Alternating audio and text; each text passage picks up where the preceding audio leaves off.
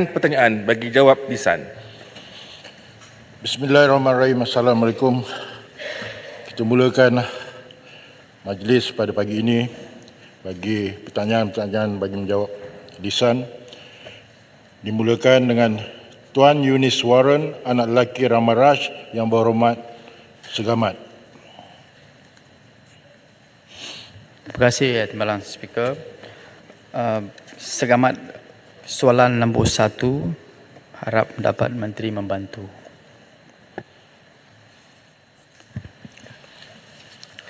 Bismillahirrahmanirrahim. Assalamualaikum warahmatullahi wabarakatuh dan salam sejahtera. Datuk Yang di-Pertua Kementerian Pertahanan, pertamanya saya ucap terima kasih kepada Yang Berhormat Segamat di atas soalan yang dikemukakan berhubung dengan kebajikan veteran Angkatan Tentera yang berpencen dan tidak berpencen. Kementerian Pertahanan melalui Jabatan Hal Ehwal Veteran ATM, iaitu JEF ATM, sentiasa berusaha untuk memastikan kebajikan warga veteran ATM sama ada berpencen atau tidak berpencen sentiasa terpelihara. Oleh demikian, khususnya di Kementerian Pertahanan, kita memberikan beberapa garis sama ada dari segi bantuan kebajikan, kesihatan, perumahan, pendidikan anak-anak dan juga veteran itu sendiri, dan juga kita berusaha untuk memperkasakan ekonomi veteran itu sendiri. Melalui pelan kebajikan kita, kita melihat kepada anggota yang berpencen dan tidak berpencen, khususnya yang berada di bawah paras garis kemiskinan. Sebab itu kalau kita melihat bantuan secara hidup di mana Kementerian Pertahanan melalui JEF telah memperuntukkan sebanyak RM300 sebulan kepada anggota sama ada berpencen tidak berpencen. Setakat ini 18,786 orang dengan jumlah yang dibelanjakan adalah sebanyak RM67.6 juta. Kita juga menyediakan sumbangan khairat kepada anggota dan juga tanggungan yang bernilai RM3,000 bagi veteran dan RM1,500 bagi keluarga. Dan setakat ini kita telah membelanjakan sebanyak RM455,000. Bagi aspek kesihatan, Kementerian telah memperuntukkan sebanyak RM103 juta bagi tujuan rawatan dan juga ubat-ubatan serta alat-alat yang terkait dengan perubatan. Bagi aspek perumahan juga ada 3 inisiatif kita. Pertama adalah pembinaan rumah baru sebanyak 40 buah rumah, 170 bagi pembaikan dan juga 1 anggota 1 rumah, di mana kita memperuntukkan dari segi pembinaan rumah sasa ini 15% diperuntukkan kepada anggota veteran.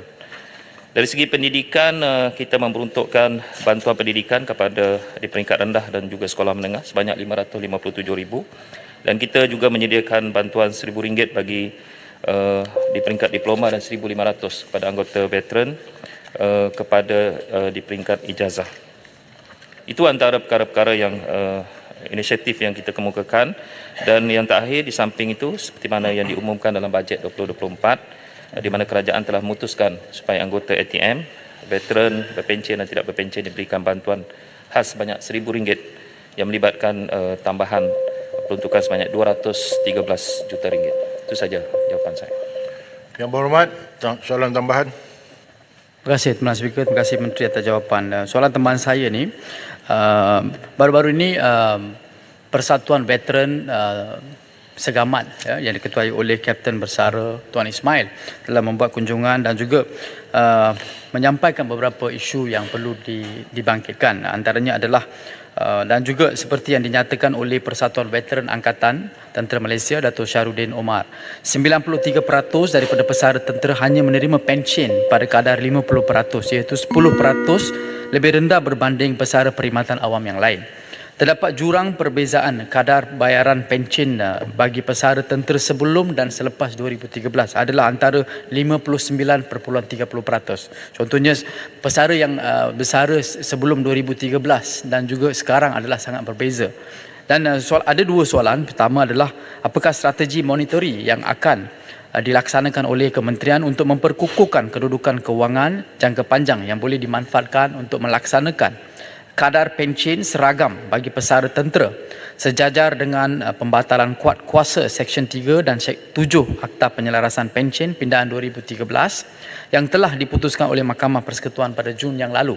Kedua, bagaimanakah Mampan 25 yang direncanakan oleh LTAT dapat diwujudkan alternatif kewangan yang boleh disalurkan untuk pelaksanaan kenaikan kadar pencen tahunan, khususnya pencen bagi pesara tentera yang bersara sebelum tahun 2013. Terima kasih Tuan Speaker. Yang Berhormat Menteri. Terima kasih kepada Yang Berhormat Segamat di atas soalan tambahan itu.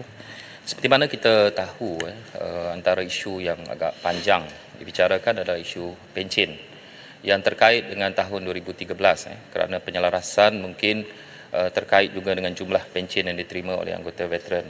Tapi seperti mana yang saya sendiri sebelum ini dah maklumkan kepada Dewan, dalam isu pencen 2013 itu, sebahagian daripada anggota veteran itu telah membawa kes pencen ini, penyelarasan pencen ini ke mahkamah. Jadi sebab itu kalau kita di Kementerian Pertahanan, kita tak nafikan bahawa kita secara dasarnya menyerahkan kepada keputusan di peringkat mahkamah itu, dan kerajaan memang mengambil tanggungjawab itu. Adapun sedemikian, seperti mana yang disebut tentang strategi kita, bagaimana kita mahu menyelesaikan isu anggota kita sama ada berpencen tak berpencen, ada dua perkara. Pertama adalah bantuan sara hidup seperti mana yang saya sebutkan tadi. Jadi kita lihat kepada garis kemiskinan itu, semua sama ada berpencen tak berpencen, garis kemiskinan itu adalah menjadi teras kita. Jadi di bawah garis kemiskinan itu kita tetap akan membantu melalui bantuan sara hidup. Yang kedua adalah kita melihat untuk jangka masa panjang adalah bagaimana kita menyusun kerjaya kedua veteran ini. Kerana kita tahu veteran akan terus, setiap tahun ada 5,000, sekitar 5,000 veteran akan ada. Jadi menyusun kerjaya kedua adalah satu persoalan yang cukup penting bagi kita. Kerana dengan cara ini sahaja kita dapat mengeluarkan mereka daripada apa yang kita sebut sebagai garis kemiskinan itu. Itu saja jawapan saya. Silakan Yang Berhormat Ketua. Terima kasih Yang di-Pertua. Soalan tambahan daripada saya adalah berkenaan dengan JEF, iaitu Jabatan Hal Ehwal Veteran. Kalau kita tengok di setiap negeri semua ada Jabatan Hal Ehwal Veteran. Cuma yang masalah ke sini, kalau saya ambil contoh di Kelantan, JEF di Kelantan dia kena cover sampai ke Terengganu. Jadi menyebabkan dia tindakan dia tidak berapa efisien, kerana tambah-tambah lagi sekarang ni bila kerajaan mengumumkan untuk bagi RM300 sebulan pada veteran tu, saya ingat bukan setakat veteran pergi daftar, tetapi JEF juga kena mencari mereka ni, sebab kadang-kadang di kawasan pendalaman dia orang tak tahu pasal benda-benda macam gini. Jadi ada tak perancangan daripada MINDEF untuk menambah keanggotaan JEF ini, maksud saya di peringkat negeri, bagi membantu menghadapi masalah ini.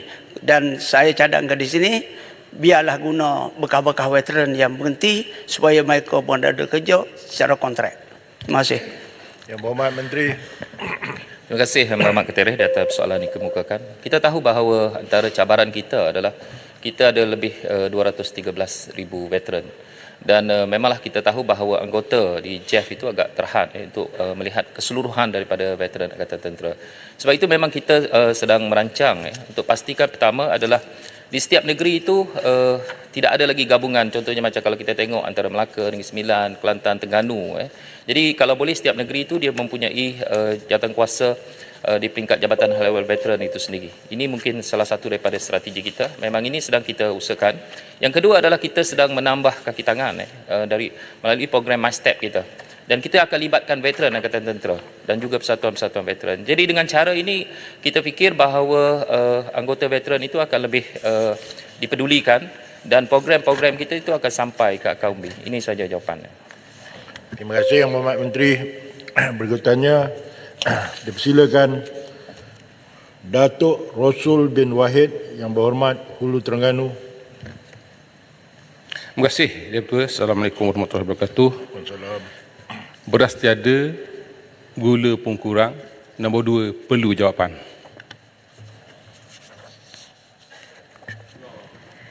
Bismillahirrahmanirrahim. Assalamualaikum warahmatullahi taala wabarakatuh. Salam Malaysia Madani. Terima kasih Datuk Yang Di-Pertua. Terima kasih kepada Yang Berhormat Hulu Terengganu di atas soalan tadi. Berkenaan dengan kempen beli barang Malaysia, kita tahu bahawa ianya sudah bermula sekian lama. Ianya sudah pun bermula daripada tahun 1984 lagi dan sepanjang 39 tahun. Saya ingin memaklumkan kepada Dewan Yang Mulia ini berkenaan dengan KBBM ini ada 3 objektif utama, iaitu yang pertama merangsang pertumbuhan ekonomi domestik terutama selepas COVID ini. Kedua, membudaya di kalangan pengguna Malaysia supaya mengutamakan produk Malaysia ketika membeli belah. Dan ketiga, memperkasa produk tempatan di dalam industri peruncitan tempatan. Manakala dari sudut kategori pula, kita ada 8 kategori KBBM ini, Datuk Yang Di-Pertua. Pertama ialah F&B, iaitu makanan dan minuman. Kedua ialah kesihatan, produk kesihatan. Ketiga, produk kosmetik. Keempat, fashion dan gaya hidup. Kelima, otomotif. Keenam, perabot. Ketujuh, animasi digital. Dan ke-8, barang-barang elektronik. Jadi apabila kita ada objektif yang jelas dan juga produk-produk kategori yang jelas, kita harus membawa objektif ini ke dimensi yang lebih, dimensi yang baru, ke tahap yang lebih tinggi. Jadi apa yang dilakukan oleh kementerian sekarang ialah untuk mengenal pasti pasaran baru, contohnya pasaran ekspor, untuk mengenal pasti khidmat nasihat yang boleh kita lakukan untuk memastikan bahawa kita boleh membawa ke tahap yang lebih tinggi semua produk-produk tempatan ini. Dan yang amat penting Datuk Yang Di-Pertua, kita mengenal pasti bidang keberhasilan ataupun outcomes yang kita inginkan. Saya bagi contoh ya, bagaimana kita nak buat business matching, bagaimana kita nak bawa produk-produk Malaysia ini ke luar negara. Saya bagi satu contoh, kita ada produk kosmetik namanya Cosmodem. Kita sudah pun dalam rundingan untuk membawa melalui matrik ke satu online platform di India namanya Geomat untuk dipasarkan di dalam di luar negara, di India, ya, melalui platform di sana. Jadi ini contoh business matching, pasaran ekspor yang kita sedang kembangkan. Jadi bidang keberhasilan penting Datuk Yang Di-Pertua. Jadi soalan Ulu Terengganu, Yang Berhormat Ulu Terengganu berkenaan dengan mega. Mega ini ialah kita lihat kepada skala, ya, kepada skala dan benchmark yang diberikan oleh Ulu Terengganu. Terima kasih Ulu Terengganu sewaktu Ulu Terengganu di kementerian dulu ada mencadangkan, ya, supaya kita benchmark kepada program-program seperti MAHA. Kita showcasekan produk-produk Malaysia. Ini adalah satu program yang kita sedang rancang, namun kita kena pastikan pada tahun ini dan tahun hadapan kita fokus kepada keberhasilan. Sebab kalau kita berjaya pun buat di skala yang besar, tapi outcome dia itu tidak dapat kita ukur betul-betul dan pastikan ada hasilnya, maka ianya nanti takut kita banyak nanti menghabiskan sumber kita untuk menganjurkan program.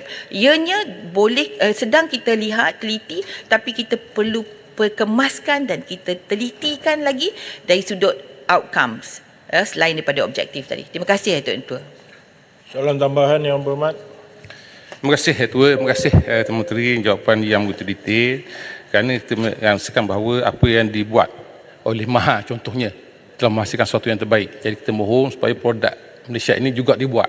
Kerana kita dah ada kereta Malaysia, kita dah ada Aircon Malaysia, kita dah ada banyak untuk kita pamerkan kepada masyarakat bahawa barang Malaysia hebat.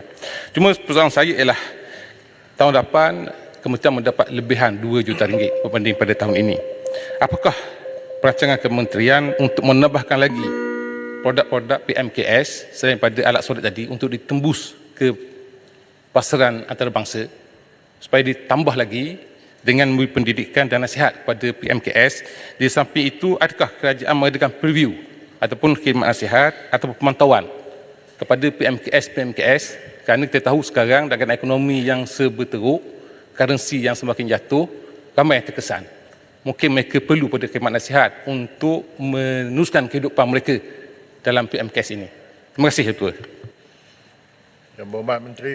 Terima kasih Yang Berhormat Ulu Terengganu. Saya nak maklumkan bahawa pada tahun ini kita sudah pun mengadakan 4 mini karnival dan pada hujung minggu ini akan mengadakan mini karnival yang kelima mengikut zon utara, selatan, pantai timur, Sabah dan Sarawak.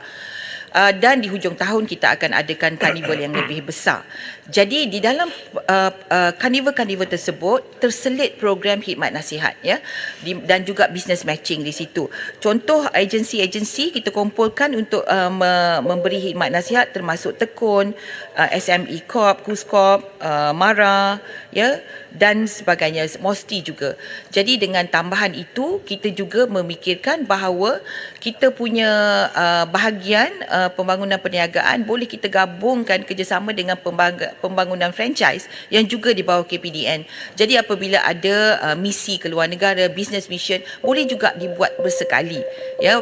Dan lagi satu Ulu Terengganu saya nak kongsi ya berkenaan satu produk yang menarik yang baru iaitu otomotif ataupun camper van.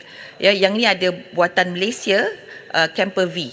Jadi mungkin sekarang ni sudah jadi gaya hidup keluarga pergi bercamping ya, dan itu satu cara juga kita nak promote buatan Malaysia iaitu van Camper V ini ya untuk keluarga-keluarga pergi camping ya, bawa gunakan motorhomes ini.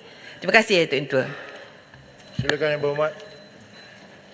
Terima kasih Timbalan Ketua. Soalan tambahan saya, menyaksikan pergolakan politik antarabangsa menyebabkan berlaku gangguan rantaian ekonomi dunia akhir-akhir ini hingga menyebabkan peningkatan harga. Bolehkah Menteri jelaskan apakah usaha oleh kerajaan dalam meningkatkan jumlah barangan tempatan terutama bagi barangan keperluan yang mempunyai permintaan yang tinggi di pasaran domestik?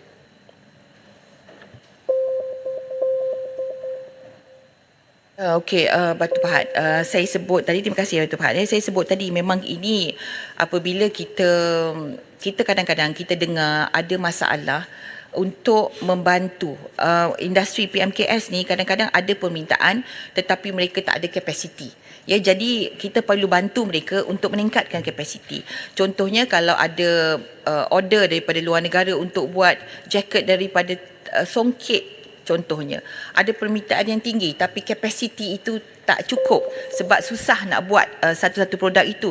Kita memikirkan mungkin kita perlu buat networking, kita perlu wujudkan konsortium di mana pentenun songket dan pengeluar jaket daripada songket ini perlu bergabung 4-5 dan sebagainya untuk memenuhi permintaan daripada luar negara tersebut. Ya, begitu juga kalau ada pengusaha-pengusaha yang boleh buat sambal dan sebagainya tapi tak ada kapasiti untuk memenuhi keperluan permintaan. Jadi perlu kita bantu. Jadi itulah tadi agensi-agensi yang saya sebut, dan agensi-agensi ini bagi coaching ya, bukan saja untuk memasarkan di dalam negara tapi juga peluang-peluang untuk keluar negara. Terima kasih Tuan Tua. Berikutnya dipersilakan Tuan Lee Chuan Hao Yang Berhormat Ipoh Timur. Soalan 3, Timbalan Speaker. Yang Berhormat Menteri. Bismillahirrahmanirrahim. Assalamualaikum warahmatullahi wabarakatuh. Terima kasih Datuk Yang Pertua dan juga terima kasih Yang Berhormat sahabat saya daripada Ipoh Timur yang telah mengemukakan soalan pada pagi ini. Pusat Serantau Asia Tenggara bagi mencegah keganasan atau ringkasnya siasat, SEARCCT, siasat, berfungsi sebagai sebuah pusat latihan dan penyelidikan dalam bidang pencegahan keganasan. Justru keberkesanan siasat boleh dilihat menerusi peranannya dalam melaksanakan program-program latihan dan bina upaya, di samping terlibat dengan aktiviti penyelidikan, kesedaran awam serta pencegahan radikalisasi secara dalam talian menerusi penghasilan dan penyebaran naratif balas atau dengan naratif positif dengan izin digital counter messaging. Bagi tempoh Januari 2018 hingga Ogos 2023, siasat telah melaksanakan 116 program yang memberi manfaat kepada 4,886 orang peserta daripada pelbagai kumpulan sasar seperti pegawai-pegawai kerajaan, penguatkuasa undang-undang dan masyarakat awam, termasuklah ahli akademik, golongan belia, pelajar universiti dan organisasi masyarakat sivil dengan izin Civil Society Organizations, CSOs, dari dalam dan luar negara. Daripada jumlah tersebut, 4,425 orang adalah peserta tempatan dan selebihnya adalah peserta antarabangsa. Program-program ini berjaya meningkatkan pengetahuan dan keupayaan para peserta dalam bidang pencegahan keganasan dan telah dilaksanakan dengan kerjasama pelbagai organisasi termasuklah agensi peneraju dalam bidang menentang keganasan, pihak swasta, institusi pendidikan, pertubuhan pemikir dengan izin think tanks dan CSOs dari dalam dan luar negara.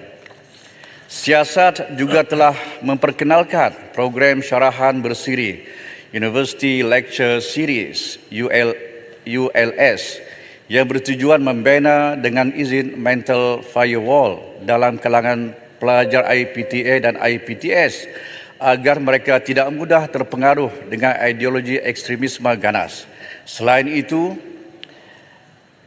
bengkel-bengkel khusus turut dianjurkan dengan menggunakan pendekatan rentas bidang seperti sukan bola keranjang, futsal, e-gaming dan seni sebagai wadah yang dapat memberi kesedaran dan membina kemahiran pencegahan ekstremisme ganas.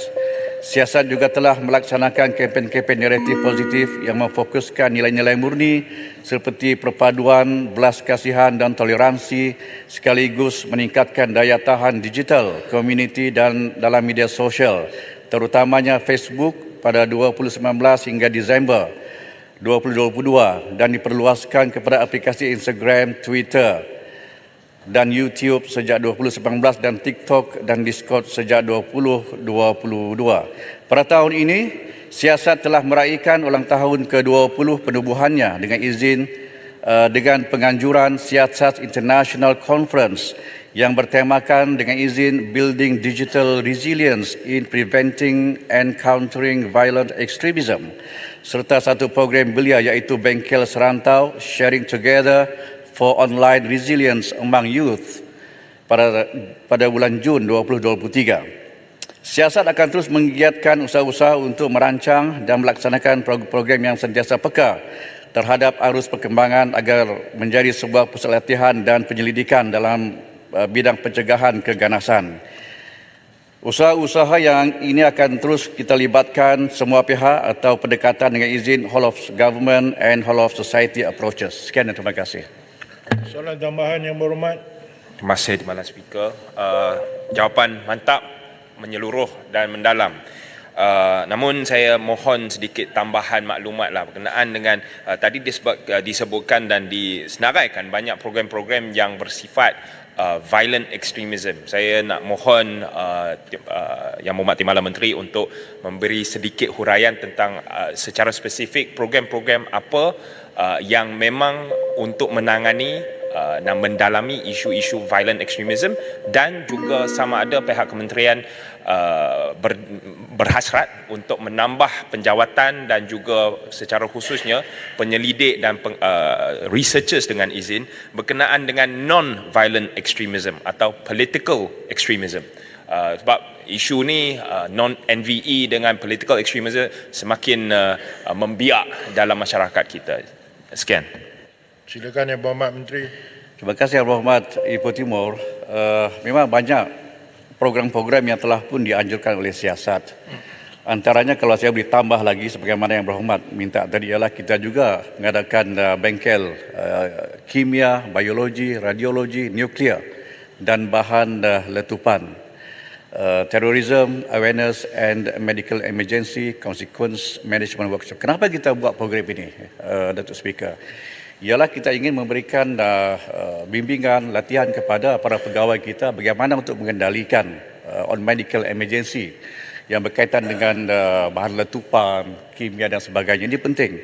Dan kita juga telah mengadakan program-program lain seperti forum kenegaraan di mana kita sentiasa buat program ini setiap tahun pada bulan kemerdekaan dan kita libatkan secara holistik para pelajar IPTA dan juga masyarakat sivil.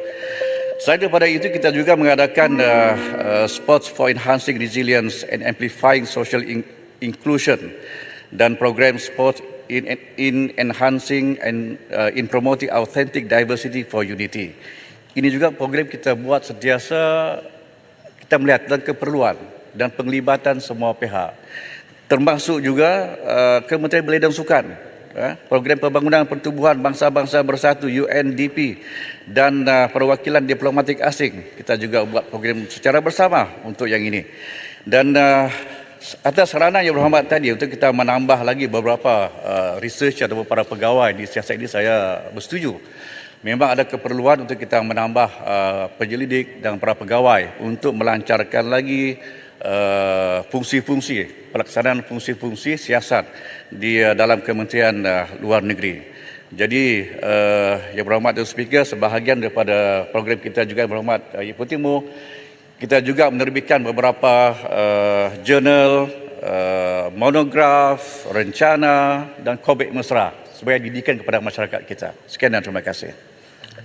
Yang Berhormat, silakan Yang Berhormat. Terima kasih Tuan Yang Ketua.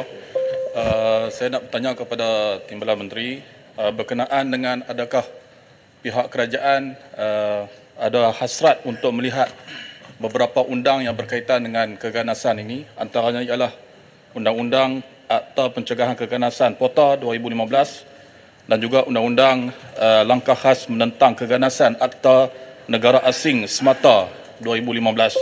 Jadi adakah pihak kerajaan berhasrat untuk menambah baik undang-undang keganasan yang ada dalam negara? Terima kasih. Yang Berhormat Menteri. Terima kasih Yang Berhormat. Kita melihat tentang keperluan itu dan Kementerian Luar Negeri akan sentiasa facilitate untuk memudahkan mana-mana agensi kerajaan yang terlibat. Dalam akta-akta yang disebutkan oleh Yang Berhormat tadi itu adalah akta di bawah agensi atau kementerian yang lain seperti MKN ataupun KDN. Tetapi jika ini diperlukan, kita sentiasa memberikan input, pandangan dan nasihat kepada mana-mana kementerian yang ingin menambah baik ataupun meminda barangkali tentang akta-akta yang sedia ada. Terima kasih. Berikutnya dipersilakan Datuk Seri Ikmal Hisham bin Abdul Aziz Yang Berhormat Tanah Merah. Bismillahirrahmanirrahim. Assalamualaikum warahmatullahi wabarakatuh.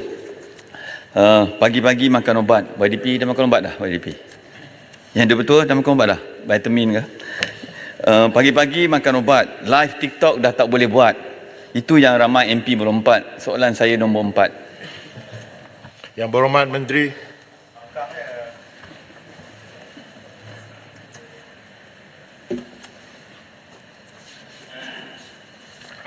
Terima kasih Tuan Yang Bertuan. Izinkan saya Tuan Yang Bertuan menjawab soalan Tanah Merah ini bersama dengan beberapa soalan yang lain, khususnya 4 soalan yang lain dari Yang Berhormat Stampin bertarikh 30 Oktober 2023, Yang Berhormat Kuala Krai bertarikh 8 November 2023, Yang Berhormat Jempol bertarikh 15 November 2023 dan juga Yang Berhormat Rasah bertarikh 27 November 2023. Kesemuanya melibatkan isu yang sama, Tuan Yang Bertuan, iaitu berkenaan dengan skam. Baik. Untuk maklumat ahli-ahli yang berhormat, statistik jumlah kes skam, penipuan dan sebagainya dan amaun kerugian yang terlibat setiap tahun sejak tahun 2018 hingga 30 September 2023 adalah, kami telah pun membuat satu lampiran yang saya akan merumuskan di sini. Sejak 2018, Tuan Yang Bertuan, statistiknya pada tahun tersebut terdapat 25,609 kes sedemikian, di mana jumlah kerugiannya pada masa itu mencecah 23 bilion, 23.924 bilion pada masa itu. Walau bagaimanapun, angka tersebut telah pun jatuh sejak tahun 2018 tersebut, dan angka yang terkini iaitu pada 2023 mencatatkan jumlah sebanyak 19,220 kes, di mana jumlah kerugian setakat 30 September tahun ini adalah sebanyak 687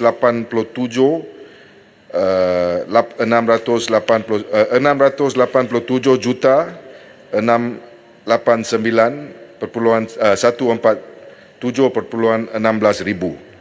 687 dengan izin million, as I have just stated the amount in full earlier. Jadi ini menunjukkan bahawa kes-kes ini dan jumlah kerugian ini telah pun menurun.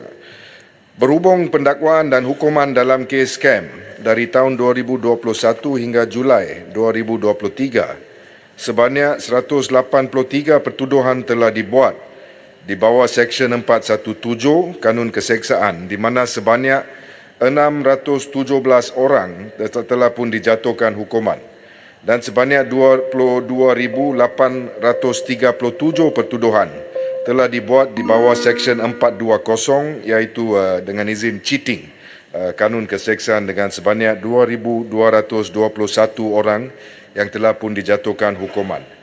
Tindakan serta langkah yang telah dan bakal diambil oleh Kerajaan Perpaduan dalam menangani jenayah scam adalah seperti berikut. Di bawah pertamanya Pusat Anti Jenayah Kewangan Kebangsaan ataupun the National Anti-Financial Crime Centre NFCC telah menerajui penubuhan Pusat Respons Scam Kebangsaan National Scam Response Centre ataupun NSRC yang telah mula beroperasi pada 12 Oktober 2022.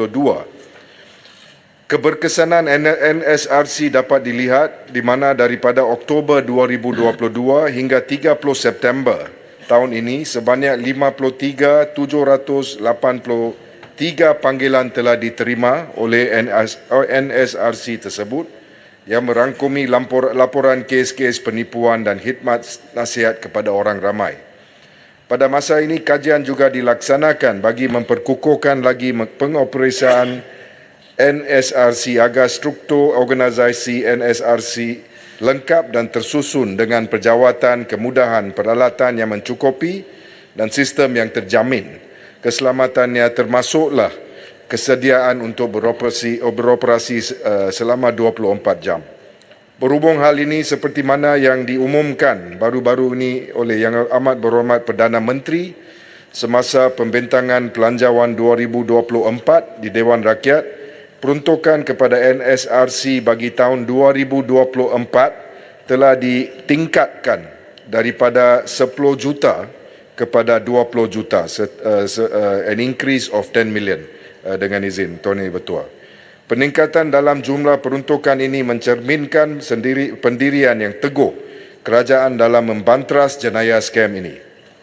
Selain itu, bagi memantapkan lagi usaha-usaha kerajaan dalam memerangi jenayah ini yang semakin kompleks, NSRC sedang meneliti beberapa peruntukan undang-undang yang sedia ada yang perlu dipindah, termasuk Akta Pencegahan Pengubahan Wang Haram, Pencegahan Pembiayaan Keganasan dan hasil daripada aktiviti haram 2001, Kanun Keseksaan dan juga Kanun Tata Cara Jenayah.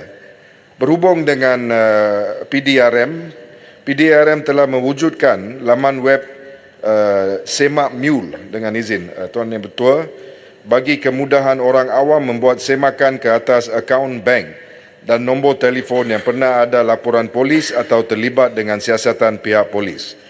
Dalam pada itu, menerusi NSRC, setakat ini sebanyak 5,924 kes siasatan telah dibuka oleh PDRM bagi kesalahan penipuan di bawah Seksyen 420 tersebut.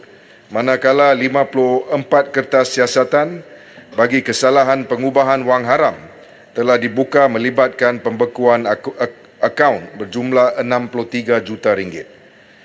Berkenaan dengan Usaha Suruhanjaya Komunikasi dan Multimedia Malaysia ataupun SKMM.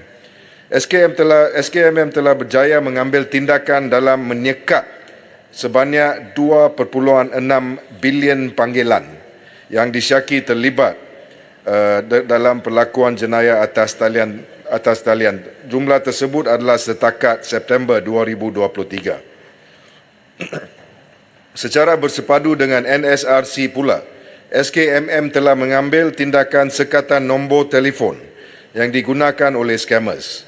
Dari Oktober 2022 hingga Ogos tahun ini, sebanyak 1,732 kes telah pun diterima dan dirujuk kepada SKMM. 134 nombor talian telah ditamatkan kerana terlibat dengan aktiviti penipuan dan 21 nombor talian yang meragukan telah pun disekat. SKMM juga turut menyekat laman sesawang bagi menghentikan atau mencegah pelakuan kesalahan di bawah undang-undang negara termasuk aktiviti berkaitan penipuan dan skam. Sejak 1 Januari 2023 hingga 30 Ogos tahun ini, sejumlah 1,247 laman sesawang yang berkaitan penipuan dan skam untuk pemancingan maklumat ataupun phishing telah pun disekat oleh SKMM. Berkenaan dengan usaha-usaha Bank Negara Malaysia, BNM turut memainkan peranan dalam memerangi jenayah skam dari segi langkah pencegahan dan inisiatif kesedaran awam. Dalam hal ini, pertamanya BNM telah menetapkan keperluan untuk bank-bank memastikan kawalan dan standard keselamatan mereka sentiasa berada pada tahap tertinggi pada setiap masa, terutamanya bagi perkhidmatan pembankan internet dan mudah alih. Antara tindakan tersebut termasuklah pengenalan dengan izin kill switch dan pendaftaran satu peranti sahaja untuk pengesahan transaksi perbankan dalam talian. Keduanya, Tuan Yang Di-Pertua, selain itu BNM juga membangunkan portal fraud kebangsaan ataupun dengan izin National Fraud Portal, NFP, yang dijangka siap menjelang pertengahan tahun 2024. Melalui NFP ini, proses penjejakan dan dana akaun akan diotomasi bagi mempercepatkan tempoh pengesanan dan pembekuan dana yang ditipu. Tuan Yang Di-Pertua, akhir kata, kerajaan sentiasa berkomited dalam memerangi jenayah skam dan akan mengambil semua tindakan serta langkah yang wajar dan perlu dalam membasmi jenayah ini. Sekian, terima kasih. Yang berhormat, soalan tambahan. Oi, soalan panjang lebar. Nak tanya soalan pun dah tak boleh dah. Saya tanya. Apa pun yang berhormat Timbalan Menteri daripada Bukit Gelugor, baguslah, yes, dan yang beritahu daripada 2018 dulu 23.9 bilion, now 2023 dah turun 687 juta yang kerugian yang dialami oleh mangsa-mangsa ni. Tapi ia masih 687 687 juta ni masih angka yang tinggi. Jadi dan malah pada berjuang yang lalu saya tahu Timbalan Menteri Kewangan ada maklum seramai 22,000 pesara kerajaan telah menjadi mangsa yang melibatkan 850 juta. Jadi kesian pada mangsa pesara-pesara ni, mereka dah bertugas, bila dah pencen kena tipu lagi. Jadi dan yang jadi mangsa ni bukan saja pesara kerajaan, golongan profesional pun ada. Mungkin ada antara kita pun mungkin ada dah kena tipu dengan skema. Jadi soalan saya, ada tak kemungkinan Yang Berhormat Timbalan Menteri, kaki tangan ataupun orang dalam inside people seperti daripada institusi kewangan yang membocorkan maklumat bank seseorang itu, sebab bagaimana mereka boleh tahu mangsa ni mempunyai simpanan, berapa banyak duit yang mereka ada? Saya percaya ini merupakan satu kerja dalaman, inside job. Dan akhir sekali kita duk tangkap hari-hari orang jadi bangsa. Kita kena tolonglah usahakan betul-betul. Kita nak tangkap yang mastermind, yang belakang ni, bapa dia ni, yang kita nak tangkap. Terima kasih. Silakan Yang Berhormat Menteri. Terima kasih. Saya mengucapkan soalan tambahan daripada Tanah Merah tersebut. Sama ada terdapatnya kemungkinan bahawa terdapat kebocoran dalaman.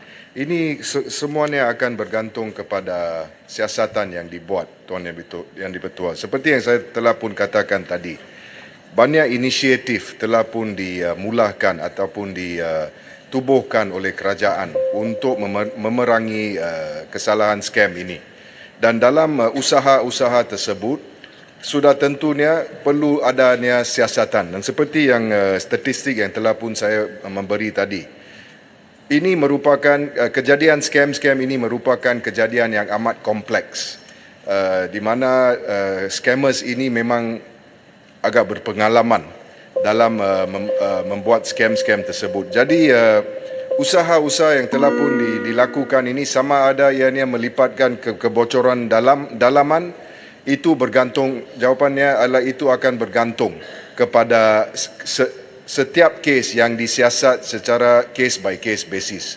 Itu satu cara sahaja yang boleh kami mendapat untuk mendapat jawapan sama ada terdapatnya kebocoran dalaman ataupun apa-apa yang lain. Tetapi itu bergantung kepada the general state of investigation.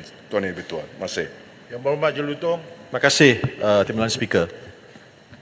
Saya telah mendengar dengan tekun jawapan yang diberikan oleh Timbalan Menteri.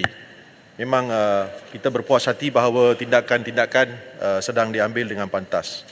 Bagaimana pula dengan kejadian-kejadian Macau scam yang melibatkan pekerjaan-pekerjaan yang ditawarkan di luar negara? Baru-baru ini berlaku satu kejadian di negara Amerika Selatan, Peru, di La Molina, di mana 43 rakyat Malaysia terkandas di situ dengan tawaran jawatan atau kerja, tetapi bila mereka sampai di situ memang tidak ada apa-apa kerja ditawarkan, malahan mereka telah pun dicolek dan juga ada wang tebusan diminta.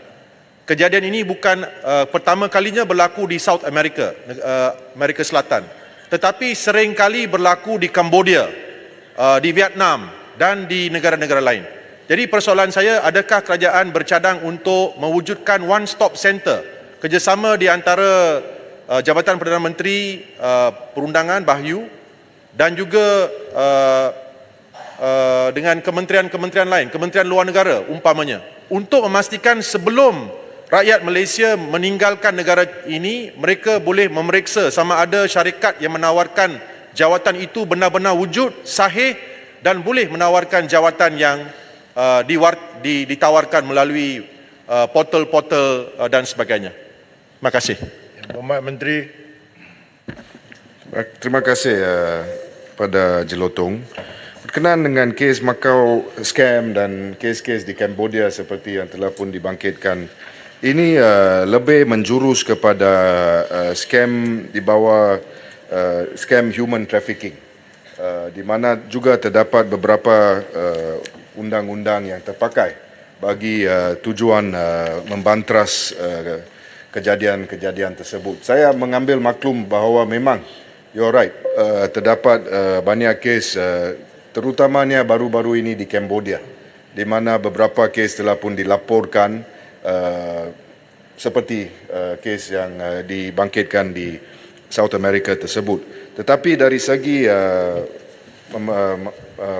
online, seperti yang saya katakan tadi, of course dalam kita akan kerajaan selalunya akan mengambil tindakan berdasarkan precaution sekiranya terdapat apa-apa aduan untuk menyiasat sama ada jawatan yang ditawarkan tersebut itu tulen atau tidak. Tetapi dari segi menyiasat kes-kes seperti ini, saya ingat kes PDRM juga akan terlibat, oleh kerana seperti yang saya katakan tadi, ini lebih menjerus kepada human trafficking. Terima kasih Tuan Yang Bertuan. Berhormat minta satu lagi. Dato' Dipertua, boleh tambah soalan kerana itu jawapan untuk lima soalan. Soalan so, kalau boleh kena dijawab bersama dengan soalan tanah merah. Duduk. Yang Berhormat, berikutnya dipersilakan Datuk Haji Samsul Kahar bin Muhammad Deli. Yang Berhormat jempol. Terima kasih Tuan Yang Bertua. Soalan nombor 5.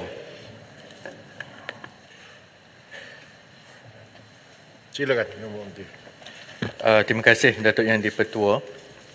Industri perumahan merupakan industri yang dinamik dan merupakan penyumbang kepada pembangunan negara, seterusnya memberikan kesan limpahan kepada industri-industri berkaitan.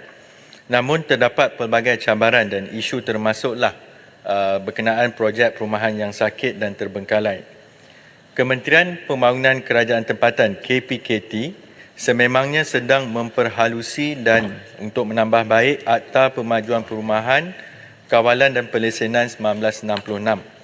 Cadangan penambahbaikan ini bertujuan untuk memperkasa tadbir urus dan pengurusan pemajuan perumahan yang efisien memastikan hak dan kepentingan pembeli rumah terpelihara selain memudah cara pemajuan perumahan swasta ke arah kelestarian sektor perumahan. Untuk makluman Tuan Yang di-Pertua dan ahli yang berhormat, kerajaan sedang mengkaji penambahbaikan Akta 118 ini daripada dua aspek. Aspek pertama adalah pindaan dan penambahbaikan Akta 118, iaitu pertama, memperkukuhkan definisi terbengkalai dalam menguruskan pemantauan projek perumahan. Pada masa ini, tafsiran projek terbengkalai yang diguna pakai adalah agak longgar. Maka perkara itu kita sedang teliti. Kedua, untuk mengkaji cadangan meningkatkan jumlah modal diterbitkan dan modal terkumpul secara tunai bagi syarikat pemaju yang hendak mengemukakan permohonan lesen pemajuan perumahan. Peningkatan jumlah ini semoga dapat memastikan pemaju yang mempunyai kedudukan kewangan yang kukuh dan rekod pelaksanaan penyempurnaan projek yang baik sahaja dapat menjadi pemain industri. Ketiga, untuk menyenarai hitam nama pengarah syarikat yang menyebabkan projek terbengkalai dan projek sakit. Selain itu, pemaju yang gagal membayar kompaun, ingkar award tribunal pembeli rumah dan melaksanakan pemajuan perumahan tanpa lesen juga disenarai hitam dan tidak boleh memohon lesen pemajuan perumahan dan permit iklan dan jualan. Keempat, memperkenalkan kontrak option dengan izin option to purchase, pra perjanjian jual beli dengan syarat terperinci. Kontrak option ini menyediakan ruang keluar di pihak pemaju dan juga pembeli rumah dan tidak melibatkan implikasi kewangan yang tinggi sekiranya pemajuan perumahan tersebut tidak dapat diteruskan disebabkan pemaju gagal mendapatkan jumlah jualan yang disasarkan di dalam satu tempoh masa. Aspek kedua adalah untuk kita meminda peraturan di bawah Akta 118. Buat ketika ini, pertama, memang kementerian telah pun menubuhkan task force projek perumahan swasta dan terbengkalai. Yang kedua adalah untuk kita tingkatkan kawal selia melalui prosedur sedia ada di bawah akaun pemajuan perumahan ataupun dengan izin Housing Development Account HDA yang wajib dibuka oleh setiap pemaju perumahan swasta berlesen di Semenanjung Malaysia. Tujuan akaun ini adalah untuk simpanan deposit bagi pemaju untuk mendapatkan lesen pemajuan dan pinjaman kewangan untuk pembinaan oleh pemaju. Bagi memastikan pengurusan akaun pemajuan ini teratur dan dikawal selia, maka solusi terbaik perlu dikaji dan dilaksanakan melalui sesi libat urus dengan pihak pembiaya kewangan untuk mengkaji pelaksanaan dan penambahbaikan terhadap pengurusan akaun tersebut. Setakat ini, perkara itu telah pun kita bangkitkan dalam sesi libat urus dengan pihak bank dan teguran serta perkara yang melibatkan ketidakpatuhan telah dibangkitkan dan kita masih menunggu maklum balas daripada pihak bank. Sementara yang terakhir sekali, Datuk Yang di-Pertua, adalah untuk kita pemantauan yang lebih berkesan kepada pemaju perumahan swasta melalui penambahbaikan sistem Housing Integrated Management System atau singkatannya HIMS, iaitu untuk integrasi dengan sistem pemaju bagi melicinkan pelaporan pemajuan. Kedua, perkongsian data. Ketiga, data maklumat projek diurus secara near real time dengan izin. Dan keempat, pernyataan hasrat KPKT kepada industri perbankan bagi membenarkan segala prosedur termasuk pinjaman secara atas talian secara end-to-end proses dengan izin. Sekian, terima kasih Datuk Yang di-Pertua. Soalan tambahan yang berhormat. Terima kasih Khidmat Menteri atas penjelasan dan juga inisiatif-inisiatif yang dilakukan oleh pihak kementerian untuk menambah baik sistem yang sedia ada. Tuan Yang-Pertua, sebagaimana kita sedia maklum di bawah konsep jual beli meletakkan risiko paling besar kepada pembeli, iaitu melalui pinjaman perumahan, pembeli perlu membayar pinjaman bank berdasarkan tempoh yang ditetapkan dan isunya sekarang bila projek rumah ni terbengkalai. Jadi pembeli menghadapi bebanan hutang dan juga risiko. Pinjaman misalnya bayaran terpaksa dibuat kepada bank, asetnya tidak ada. Jadi usaha-usaha telah dibuat tadi. Jadi persoalan saya di sini ialah untuk membela pembeli. Adakah kerajaan boleh mempertimbangkan skim insurans jaminan rumah siap untuk mengatasi masalah projek perumahan terbengkalai? Contohnya tadi, kalau misalnya syarikat pemaju perumahan itu muflis bankrupt, Jadi apa nak jadi ya kepada orang yang telah pun membayar pinjaman kepada bank sebab jempol mencadangkan ya diwujudkan skim insurans ya jaminan rumah siap ya untuk menjamin ya mengatasi masalah projek perumahan terbengkalai dan juga memberi jaminan kepada pembeli rumah. Dan soalan yang kedua iaitu berlawanan lah ya, yang lebih mudah yang menjamin ya pembeli dan juga kepada pemaju. Adakah kerajaan akan melaksanakan sistem konsep banner kemudian jual ya untuk mengurangkan risiko rumah terbengkalai dan juga menjamin hak pembeli rumah? Terima kasih. Yang Berhormat Menteri. Terima kasih Datuk Yang di-Pertua. Terima kasih kepada YB Jempol atas dua soalan ataupun mungkin pandangan dan cadangan. Bagi perkara yang pertama, bagi saya YB Jempol memahami isu yang kita cuba atasi adalah risiko yang dihadapi sama ada daripada yang terpaksa ditanggung oleh pembeli ataupun risiko projek itu tidak dapat disiapkan. Untuk makluman, YB Jempol juga bagi cadangan-cadangan penambahbaikan tadi sedikit sebanyak adalah untuk kita menguruskan risiko tersebut. Sebagai contoh yang disebut soal option to purchase dengan izin kontrak untuk kita bagi pilihan pra-perjanjian itu, kalau sekiranya projek itu tidak dapat dijual dengan sepenuhnya, ada masalah dari segi pengaliran wang tunai, sama ada kita bagi ruang untuk perkara itu dibatalkan lebih awal. Cuma cadangan YB Jempol untuk kita adakan skim perlindungan insurans itu, saya secara peribadi sebenarnya memang melihat berlatar belakang actual science, memang saya sebenarnya meneliti sama ada perkara ini kita boleh diangkat menjadikan satu kaedah dalam industri perumahan. Cuma perkara ini sangat baru lagi. Maksudnya memang saya terima cadangan daripada YB Jempol itu untuk kita meneliti sama ada perlindungan itu boleh diberikan dalam bentuk perlindungan insurans kepada projek-projek yang sedang dalam pembinaan, supaya sekiranya berlaku sebarang permasalahan maka ada jaminan ataupun jaringan perlindungan di situ. Datuk Yang di-Pertua, soalan yang kedua berkaitan dengan bina kemudian jual, itu merupakan macam yang Berhormat sebut tadi, perkara yang completely different dengan izin yang berbeza dengan rancangan pertama. Sementara hujah ataupun perbahasan mengenai antara build and sell and bid ni telah lama berlaku dalam industri perumahan. Untuk ketika ini kerajaan memangnya ada kaedah untuk menggalakkan bina kemudian jual, iaitu bagi pemaju yang memilih kaedah ini ada beberapa insentif yang ditawarkan. Kalau yang Berhormat Datuk di-Pertua izinkan, saya mungkin sebut 1-2 insentif sebagai contoh, iaitu untuk kita memberikan kemudahan pengurangan bayaran deposit kepada mereka. Kita juga memberi ruang untuk menggunakan laluan pantas ataupun fast track di peringkat PBT untuk kebenaran merancang. Dan ketiga juga untuk pertimbangan dalam soal syarat membina kos rumah mampu milik dan sebagainya.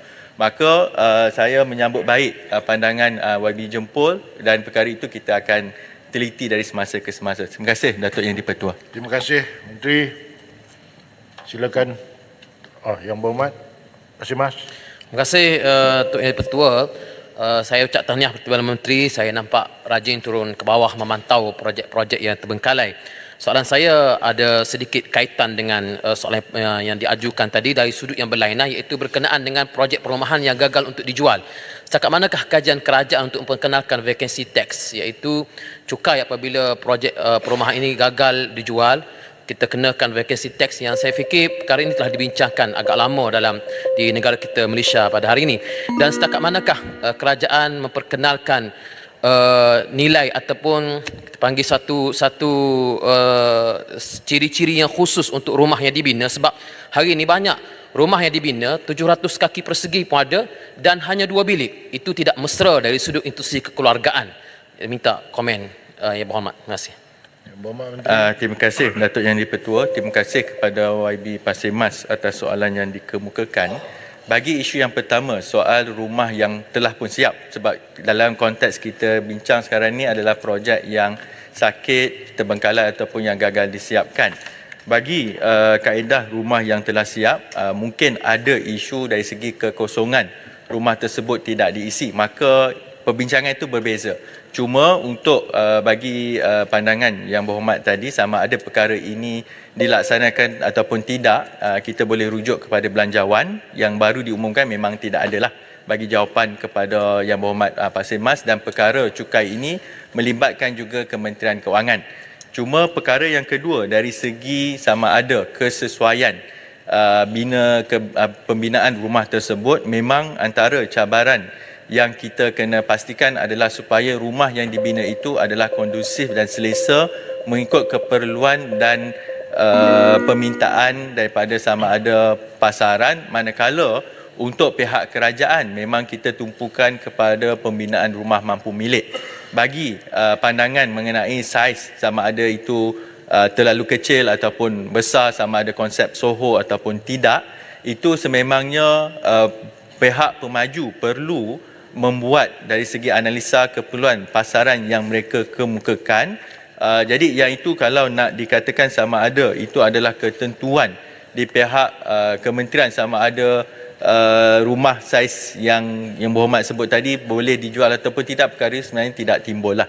Sebab sama ada unit itu mendapat permintaan daripada pasaran, pemaju sememangnya perlu menjalankan kajian sebelum mereka memulakan projek tersebut. Sebab kalau tidak, perkara itu mungkin tidak boleh dijual. Terima kasih Datuk Yang di-Pertua. Berikutnya dipersilakan Tuan Hassan bin Saad Yang Berhormat Baling. Assalamualaikum warahmatullahi wabarakatuh. Tuan Yang di-Pertua, soalan saya nombor 6. Yang Berhormat Menteri. Terima kasih Datuk Yang Pertua, terima kasih kepada Yang Berhormat sahabat saya balik. Angkatan Pertahanan Awam Malaysia APM telah melaksanakan langkah-langkah bagi memperkasakan dan meningkatkan mutu pencapaian perkhidmatan dengan lebih berkesan, terutamanya dari segi peningkatan bilangan anggota terlatih dan juga pertambahan aset dan logistik, serta menjaga kebajikan anggota sukarela melalui kenaikan kadar allowance dan penyediaan kemudahan-kemudahan yang lain. Yang Berhormat Baling, dalam perbelanjaan 2024 ini, Yang Berhormat Perdana Menteri turut mengumumkan peruntukan sebanyak 194 juta kalau dibandingkan pada tahun sebelumnya ialah sebanyak RM174 juta, penambahan sebanyak 20 juta. Ini membuktikan komitmen kerajaan dalam memperkasakan lagi APM di negara kita. Bagi tujuan pengukuhan jawatan APM, yang APM telah dikemukakan permohonan penstrukturan semula perjawatan pada peringkat negeri dan daerah. Permohonan tersebut merangkumi cadangan kenaikan grade pengarah pertahanan awam negeri, pegawai pertahanan awam daerah bagi melaksanakan tugas-tugas pertahanan awam, termasuk peranan sebagai sekretariat kepada jawatan kuasa pengurusan bencana peringkat negeri dan daerah yang diperusikan oleh Setiausaha Kerajaan Negeri atau pegawai daerah. Di samping itu, permohonan APM bagi melantikkan secara kontrak seramai 1,501 jawatan yang melibatkan grade 11 hingga grade 19 akan dibentangkan oleh Jabatan Perkhidmatan Awam GPA kepada Kementerian Kewangan Malaysia untuk dipertimbangkan dan mendapat kelulusan Yang Berhormat Baling. Selain dari itu juga, berikutan perolehan aset ambulan percuan 4 roda, APM telah menerima waran penjawatan KP19 seramai 96 orang daripada keseluruhan kelulusan 192 perjawatan untuk fasa 1. Dan APM telah mengemukakan permohonan pengisian perjawatan tersebut kepada Suruhanjaya Perkhidmatan Awam SPA. Dari segi pembekasaan logistik pula, perolehan kenderaan operasi jenis percuan 4 roda 4-wheel drive sebanyak 46 buah dan kenderaan medical jenis ambulans 4-wheel drive sebanyak 100 buah telah berjaya dilaksanakan serta akan diagih kepada pejabat-pejabat APM di seluruh Malaysia. Bagi perkhidmatan penyelamat pantai lifeguard APM, perolehan sentry chair, all terrain vehicle ATV dan cabin stall sedang kita laksanakan. Selain daripada itu, kerajaan dan APM telah menyediakan pelbagai bentuk kemudahan dan imbuhan terutama kepada anggota sukarelawan pertahanan awam ASPA yang aktif seperti berikut. A. Menyediakan pakaian seragam percuma. B. Allowance kehadiran latihan tempatan. C. Bayaran rawatan terkurang di hospital kerajaan. D. Tabung amanah perwira dan pertahanan negara. E. Kemudahan caruman insurans berkelompok. Dan F. Ialah caruman PKSO. APM juga telah menaikkan kemudahan allowance khusus dia ada kepada ASPA, iaitu daripada RM5 sehari kepada RM49 bagi pegawai pasukan dan RM40 sehari bagi lain-lain pangkat mulai 1 Julai 2023. Yang berhormat balik. Soalan tambahan. Yang berhormat balik. Terima kasih Yang Berhormat Menteri yang telah pun memberi jawapan yang sangat baik, dan ada beberapa perkara ingin saya sebutkan. Pertama sekali, waktu saya mengunjungi pejabat APM Baling, keadaan pejabat adalah sangat tidak sesuai kerana kawasan yang sempit dan suasana yang tidak baik.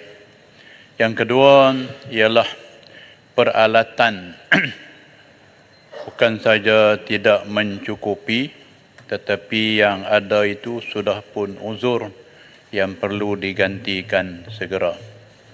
Yang ketiga, Menteri ada sebut untuk menyediakan kenderaan 4x4 dan saya harap Baling akan dapat satu.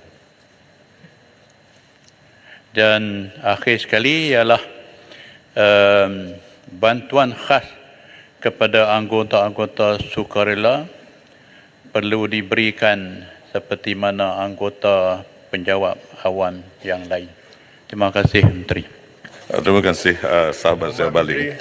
Saya di Sarawak, saya telah melawat seluruh pejabat-pejabat APM dan keadaan juga begitu. Jadi kita telah angkatkan perkara itu kepada Kementerian Kewangan dalam bajet yang 2024 ini, dan supaya setiap pejabat-pejabat dinaik taraf. Saya perlu seorang manusia, saya kesian dengan pegawai-pegawai kita. Yang kedua mengenai peralatan usul itu, Baling kita sentiasa dalam penyelenggaraan setiap kenderaan-kenderaan. Untuk Baling saya ingat kenderaan lori 3 tan ada 2, ambulans 1, four-wheel drive 1, dan dalam semua anggota operasi kita 21 orang untuk Baling lah. Saya percaya kita ada 100 unit four-wheel drive ambulans tu akan dibagikan seluruhnya, dan saya ambil tahu maklum supaya KPA ataupun ketua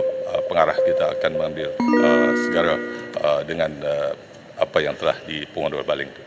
Sekian. Yang Berhormat Balik Pulau. Terima kasih Timbalan Yang di-Pertua.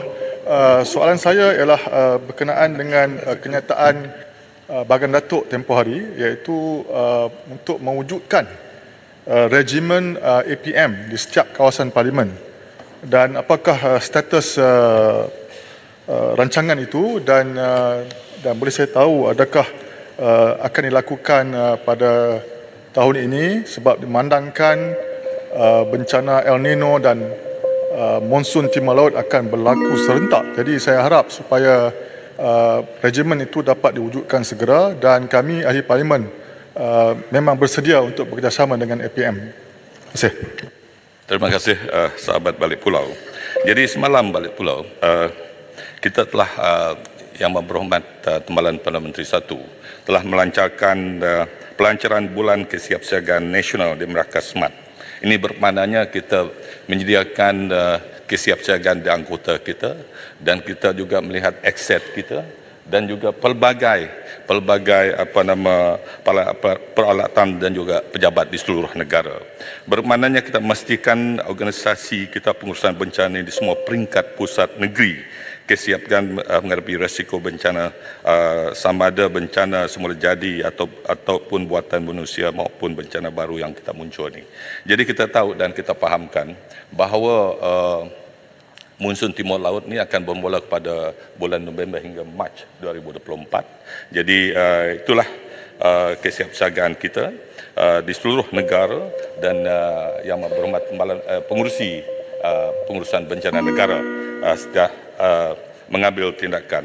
Bagi regimen ATM, saya ingat ini dalam seperti mana yang telah katakan dalam dipertimbangkan oleh jambatan dan kita berharap semua ahli parlimen nanti kalau regimen itu diserapkan untuk melaraskan bencana negara, bersama-samalah kita mengatasi dan menolong rakyat-rakyat dan penduduk kita jika bencana terjadi di negara kita ini. Sekian, terima kasih. Terima kasih Yang Berhormat Menteri. Soalan seterusnya dipersilakan Tuan Haji Ahmad Joni bin Zawawi Yang Berhormat Iran. Terima kasih Tuan Ketua. Soalan saya nombor 7. Yang Berhormat Menteri. Terima kasih Datuk Speaker, terima kasih Yang Berhormat Igan. Di bawah Plan Jendela setakat suku kedua 2023 di Sarawak, sebanyak 213 menara komunikasi baharu telah siap dibina dan beroperasi daripada 864 yang dirancang.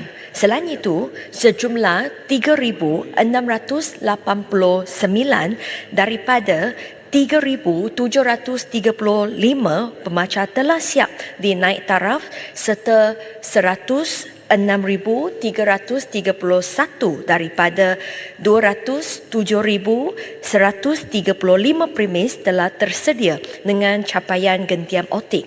SKAM turut mengguna pakai teknologi satelit bagi memperluaskan liputan internet terutamanya di kawasan pendalaman.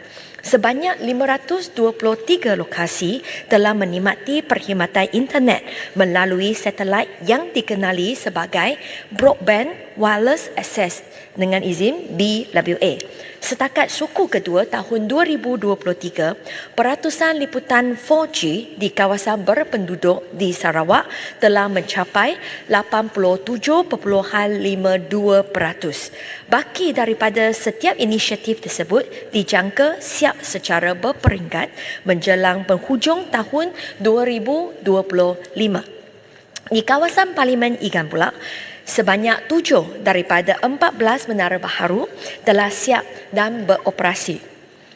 Selain itu, kesemua 50 stesen pemacar yang dirancang untuk dinaik taraf telah siap sepenuhnya manakala bagi perkhidmatan jalur lebar tarian tetap sejumlah 619 daripada 2,791 premis yang dirancang telah tersedia dengan sambungan gentian optik dan kesemua 2 lokasi perkhidmatan BWA yang dirancang juga telah siap dan beroperasi. Di bawah sasaran jendela, SKMM sedang merangka solusi yang bersesuaian menggunakan pelbagai teknologi bagi penyediaan perkhidmatan internet bagi baki di kawasan berpenduduk yang masih belum mendapat liputan. Terdapat pelbagai kekangan yang dihadapi oleh SKMM serta penyedia perkhidmatan komunikasi di dalam melaksanakan inisiatif perluasan liputan internet di kawasan pendalaman.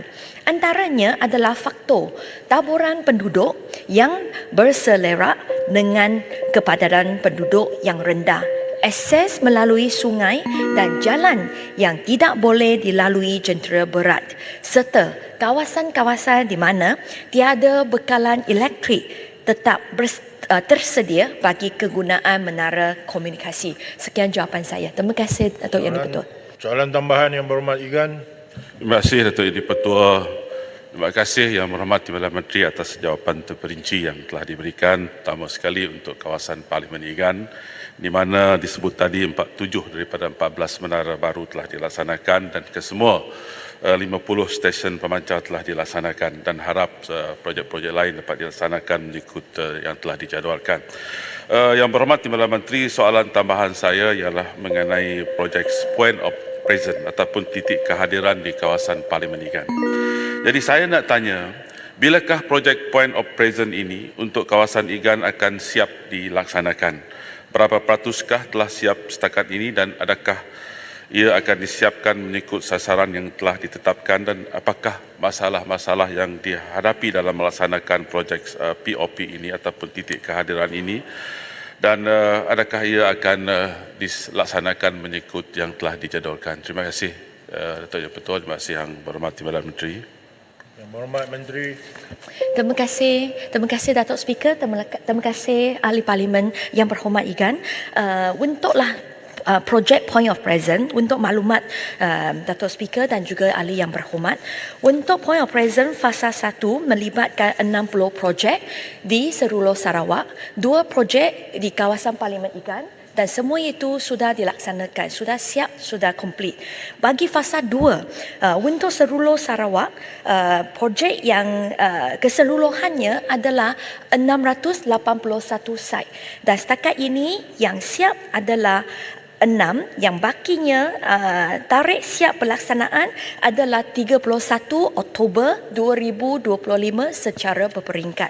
Untuk kawasan Parlimen Igan, 16 projek telah disenaraikan dan mengikutlah kontraktor, mereka percaya bahawa dalam tahun ini mereka dapatlah menyiapkan beberapa projek untuk kawasan Parlimen Igan. Tetapi seperti yang saya sebut, secara keseluruhan 681 site untuklah program POP, ia akanlah dilaksanakan secara berperingkat.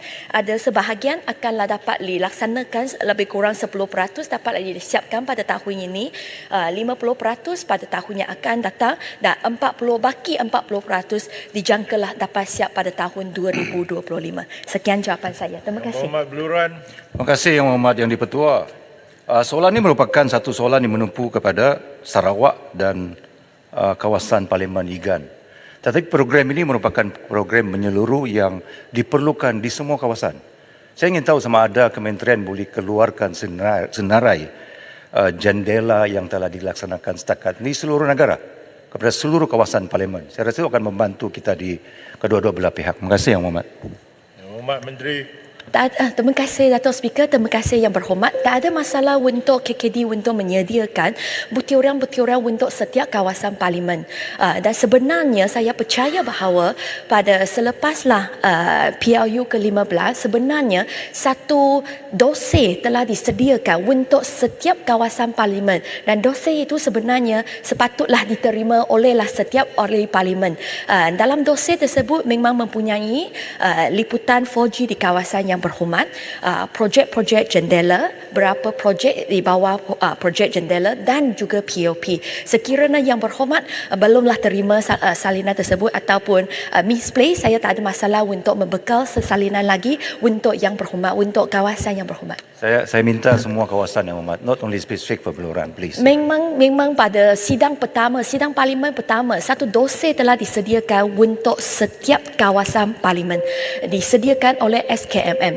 Kerana pada masa tu KKD juga menjemput SKMM untuk datang ke Parlimen untuklah menerima aduan daripada setiap ahli Yang Berhormat. Dan masa tu kami sudah sedia dossier untuk setiap kawasan Parlimen supaya projek-projek yang telah dilaksanakan dan juga dirancangkan bolehlah kamilah bagi maklumat kepada setiap ahli Parlimen. Jadi tak ada masalah. Terima kasih. Terima kasih Yang Berhormat Menteri. Berikutnya dipersilakan Datuk Ahmad bin Saad Elias Yahya Yang Berhormat Pokok Star. Assalamualaikum, salam sejahtera. Zionis Israel bertambah kejam. Semoga pejuang Palestin terus bertahan. Soalan saya nombor 8. Yang Berhormat Menteri. Bismillahirrahmanirrahim. Terima kasih Datuk Yang di-Pertua, terima kasih Yang Berhormat Pokok Sena. Datuk Yang di-Pertua, kerajaan sentiasa berusaha untuk menangani isu LGBT daripada terus berleluasa melalui usaha-usaha berterusan demi mengekang isu ini dari terus menular dalam kalangan masyarakat di negara ini. Oleh itu, isu ini memerlukan perhatian dan kerjasama daripada semua pihak untuk saling bantu-membantu di antara satu sama lain. Justru, Jabatan Kemajuan Islam Malaysia JAKIM sentiasa bekerjasama dengan pelbagai pihak termasuk Kementerian Kesihatan Malaysia, KKM dalam usaha membendung aktiviti songsang seperti lesbian, gay, bisexual dan transgender.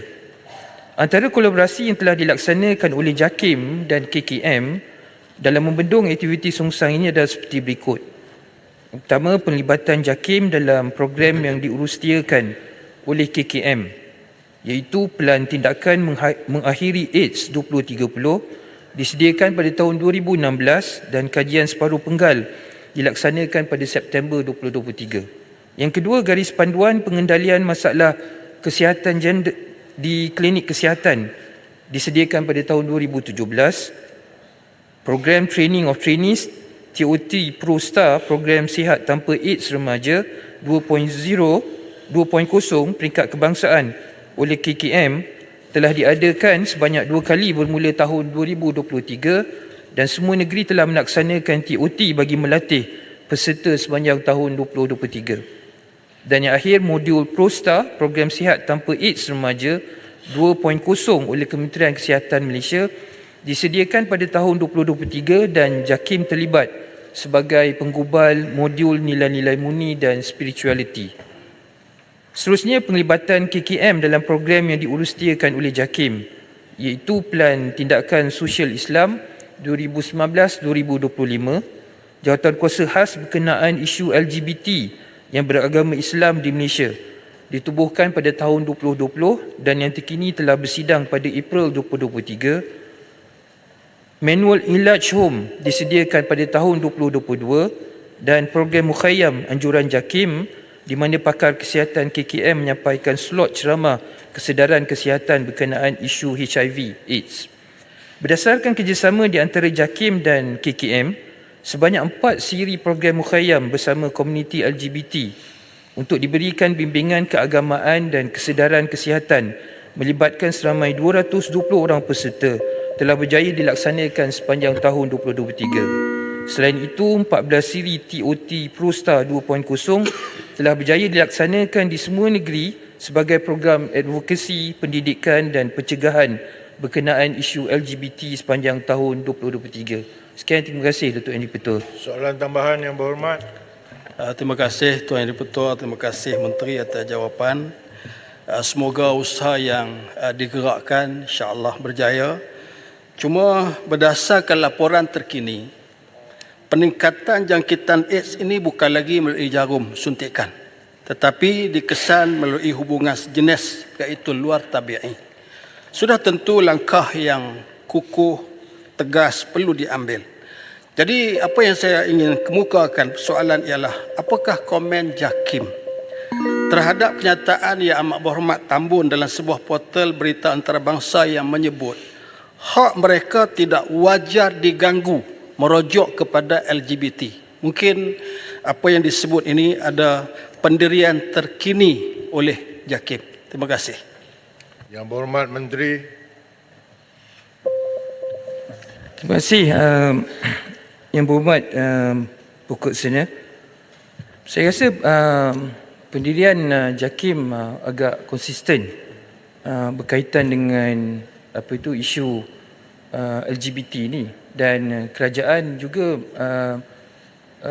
mempunyai pendirian yang jelas berkaitan dengan isu LGBT ini yang tidak boleh diterima khususnya dalam masyarakat Islam ini.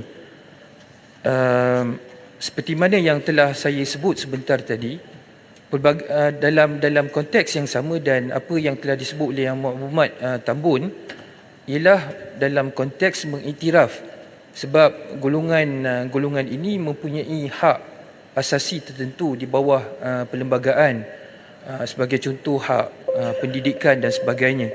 Sebab itulah pendekatan yang diambil dalam konteks JAKIM ialah untuk bekerjasama seperti mana yang saya sebut tadi dengan agensi-agensi yang lain untuk memberikan kesedaran dan juga mengambil tindakan-tindakan untuk memastikan agar golongan ini kembali kepada fitrah yang sebenar dan dapat disedarkan daripada perbuatan kesalahan yang dilakukan. Jadi saya simpulkan di sini Datuk Yang Dipertua, iaitu apa yang disebut oleh Yang Berhormat Tambun tidak bermakna menerima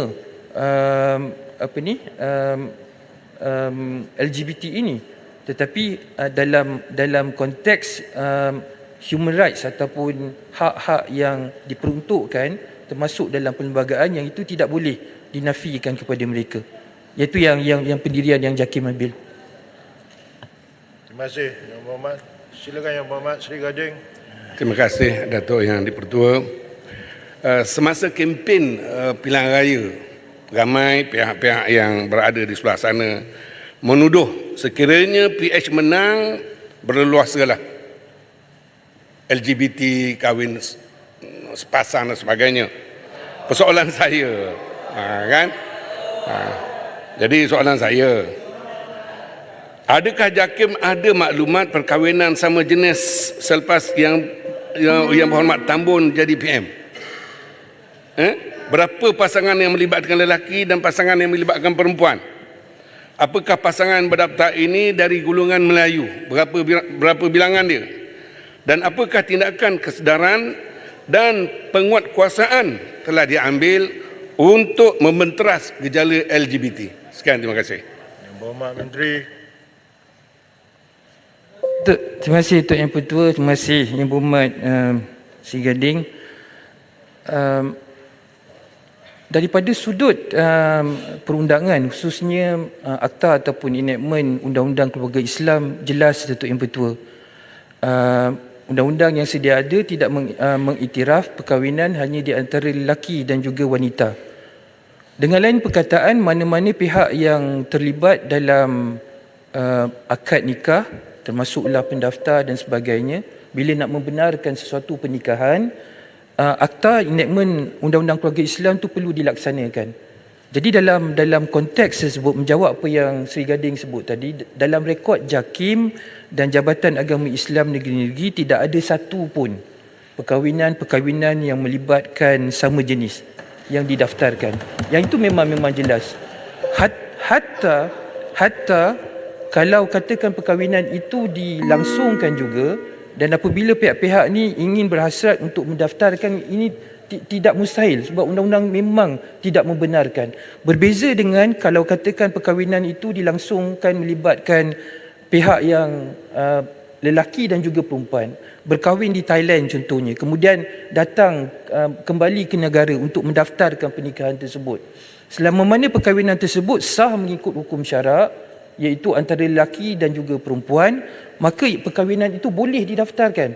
Jadi terdapat perbezaan yang jelas, mana-mana peraturan yang perkahwinan yang bertentangan dan undang-undang yang sedia ada yang melibatkan perkahwinan lelaki dengan perempuan dan lelaki sama lelaki ataupun perempuan dengan perempuan. Sebab tu saya sebutkan di sini memang tidak ada dalam rekod kita walau satu sekalipun.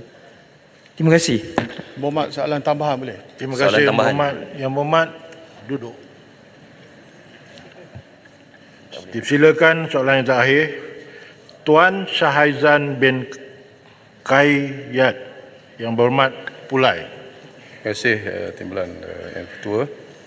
Masalah LGBT dah selesai. So, soalan saya Pulai nombor 9. Yang Berhormat Menteri. Yang Dipertua, Pulai minta Menteri Belia dan Sukan menyatakan apakah rancangan kementerian untuk membangunkan belia seluruh negara memandangkan sebahagian mereka mempunyai pandangan berbeza dengan kerajaan Madani.